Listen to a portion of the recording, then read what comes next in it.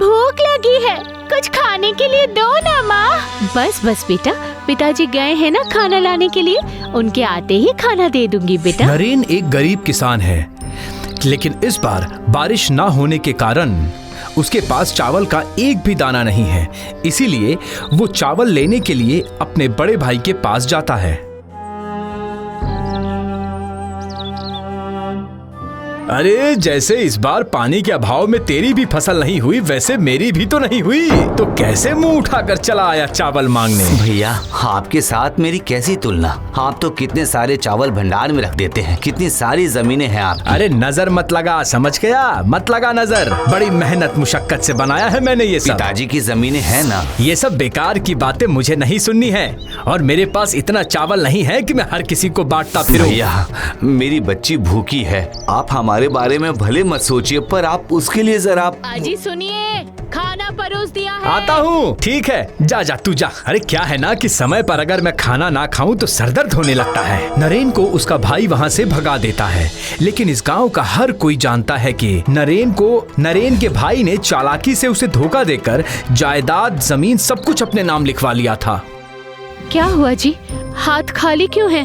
भैया ने कुछ नहीं दिया ना? नहीं, कहा कि उनके पास भी खाने को कुछ नहीं है। सुनिए, एक काम कीजिए ना, पूरब में नहर के पास केकड़ा मिलता है, कुछ केकड़ा ही लेकर आइए ना, उसी से कुछ बना दूंगी बच्ची को, तो मेरी बच्ची भूखी नहीं रहेगी ना। ठीक है, वही जाता हूँ। ये लो, ये थैला लेकर जाओ।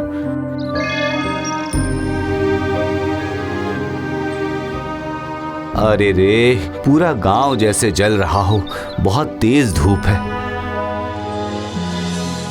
नहीं नहीं नहीं, कुछ भी करके हो मुझे कुछ केकड़ा लेकर जाना ही होगा। बहुत प्यास लगी है मुझे, नहर में जाकर पहले मैं थोड़ा पानी पी लेता हूँ। नरेन चलते चलते एक नहर के पास आकर पहुँचता है। अरे ये क्या, नहर का इतना सारा बहता पानी कहाँ चला गया? हाय हाय हाय हाय, बारिश ना होने की वजह से पूरी सूख चुकी है। पर केकड़ा कहाँ मिलेगा मुझे? दक्षिण की ओर बहुत से तालाब हैं, उसी तरफ जाना होगा, जाता हूँ। नहर से नदी, नदी से तालाब, और एक तालाब से दूसरे तालाब में पागलों की तरह केकड़ा ढूंढता रहता, पर कहीं कुछ ना मिला। एक तो इतनी तेज धूप और उस पर इस पेट की भूख। हे ऊपर वाले, हमारी रक्षा करो। अरे रे, मेरी बच्ची भी शायद भूख से मेरी तरह ही तड़प रही है। भूख, प्यास और थकान से नरेन के पास घर जाने तक की ताकत न बची थी, और वो सोचता है, थोड़ा लेट जाता हूँ, उसके बाद दूर किसी गांव में जाकर देखता हूँ केकड़ा मिलता है कि नहीं। सोचते सोचते उसकी आंखें बंद हो जाती हैं और थोड़ी ही देर में गहरी नींद में चला जाता है। इस तमाल के पेड़ पर रहता था वानरों का राजा। दोपहर के बाद शाम होती है, सारे बंदर उस तमाल पेड़ पर आकर बैठ जाते हैं, और उसकी नजर पड़ती है पेड़ के नीचे। अरे रे रे, बेचारा किसान मेहनत कर करके भूख से यहाँ सो गया है बेचारा। अरे रे, इसका थैला भी खाली है, हमें इसकी मदद करनी चाहिए, क्या बोलते हो, है ना? बिल्कुल बिल्कुल। बंदर राजा का दिल पिघल कर पानी हो जाता है। हे, तुम लोग उतरो, जाओ मछली और केकड़ा लेकर आओ, और साथ में कुछ फल भी लाना, ताकि उसे खाकर जिंदा रह सके ये और इसका परिवार। सारे बंदर फटाफट पेड़ से उतर आते हैं, और कुछ ही देर में केकड़ा, मछली और बहुत सारे फल लेकर हाजिर हो जाते हैं। महाराज, हम लेकर आए हैं, सब लेकर आए हैं, रख दो, वो सोकर उठ जाए तो उसे ये सब दे देंगे। सुन अंगद, उत्तर के जंगल में जा। क्यों राजा जी? वहाँ उस ऊंचे शिमूल पेड़ के नीचे डकैतों का छुपाया हुआ पैसा रखा है, लेकर आ। डकैतों के उन पैसों से कम कुछ दिनों तक ये अच्छे से शांति से खा पी पाएगा, समझा? ठीक है।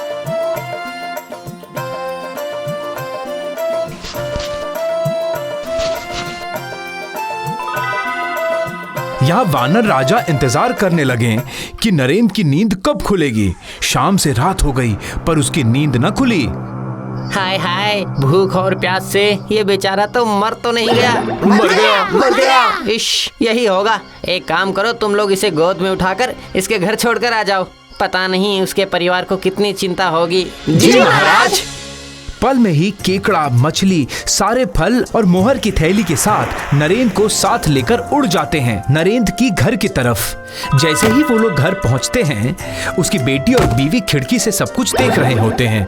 बंदर के जाते ही उसकी बीवी और बेटी दौड़कर उसके पास आते हैं और नरेंद्र की नींद अचानक से खुल जाती है। चावल नहीं है क्या माँ? कल खा लेना बेटा, मैं उन मोहरों को बेचकर दाल चावल सब कुछ लेकर आ जाऊंगा। अच्छा बोलिए ना, आपको कुछ भी समझ नहीं आया? बिल्कुल नहीं, इतनी गहरी नींद में था कि मुझे कुछ भी पता नहीं चला। सब ऊपर वाले की कृपा है।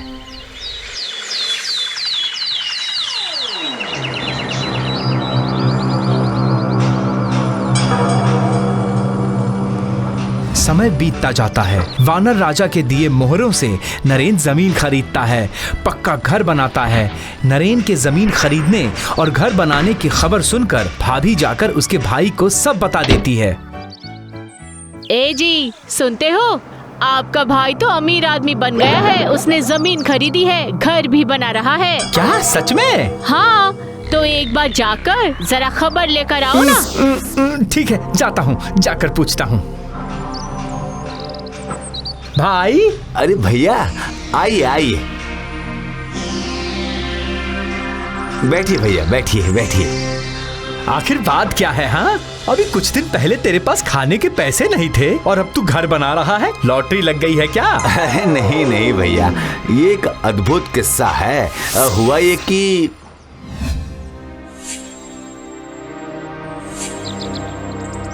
ओह, समझ गया मैं। इसका मतलब सिर्फ वहां जाकर लेट जाना है। हाँ ठीक है, मैं चलता हूँ। नरेंद्र के पास सब कुछ सुनकर वो अगले ही दिन सुबह होते ही घर से निकल जाता है और उसी तमाल के पेड़ के नीचे पहुंचता है। लगता है यही वो तामल का पेड़ है। बस यहाँ मुझे लेटे ही रहना है। ऐसा अभिनय करना होगा जैसे कि मैं मर ही गया हूँ। अरे रे, आज फिर से एक और आदमी। इंसानों की तकलीफ का अंत ही नहीं है। एक तो मरते मरते बच गया और आज ये इस तरह किसी को मरने के लिए छोड़ सकता हूँ क्या भला? हाँ सुनो, तुम लोग जाओ, उस दिन की तरह फिर से सब कुछ जुगाड़ करके लाओ, जाओ।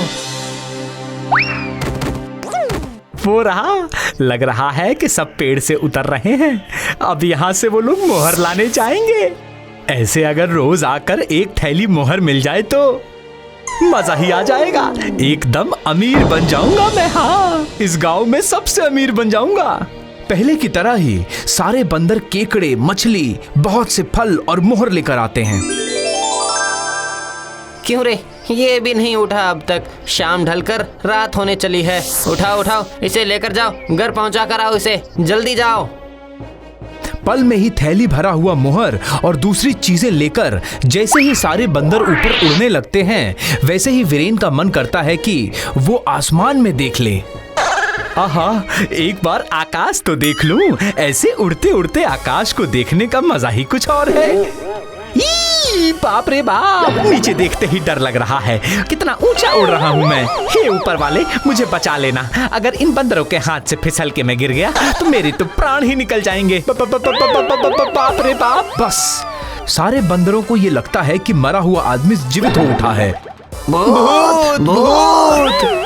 ये कहकर चिल्लाते हुए नरेंद्र के भाई को वो ऊपर से फेंक देते हैं और उसका भाई देखते ही देखते पत्तों की तरह जमीन पर आके गिरता है। अरे बाप रे बाप, अरे बचाओ बचाओ, अरे मुझे कोई बचाओ, मैं गिर रहा हूँ, बाप रे। जमीन पर गिरते ही उसकी कमर टूट जाती है। गई गई गई, मेरी कमर टूट गई। मेरी कमर।